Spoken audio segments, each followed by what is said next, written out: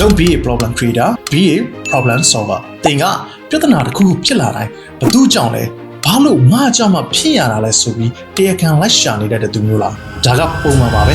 လူသဘာဝရအခက်ခဲနဲ့ကြုံရင်စိတ်ညစ်မယ်ဒေါသတွေထွက်မယ်တရားခံရှာမယ်ဒါပေမဲ့တကယ်အောင်မြင်တဲ့သူတွေနဲ့တာမန်လူတွေကြားကတစ်ခုတည်းသောကွာခြားချက်ကပြဿနာကိုဘလို့တုံ့ပြန်တယ်လဲဆိုတဲ့အချက်ပါပဲ problem creator တွေကပြဿနာကိုအာယုံစိုက်ပြီးအပြစ်တင်မှုစူးစမ်းတတ်ကြတယ်သူတို့ကအချိန်ကုန်ခံပြီးဘသူကြောင့်ဖြစ်ရတာလဲဆိုတဲ့အတိတ်မှာပဲလည်နေတတ်ကြတယ်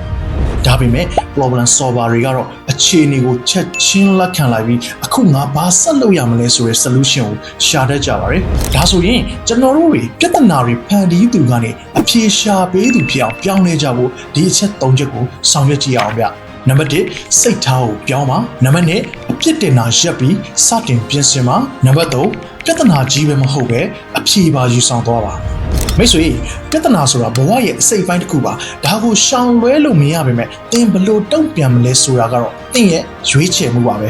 အားလုံးပဲကျေးဇူးတင်ပါတယ်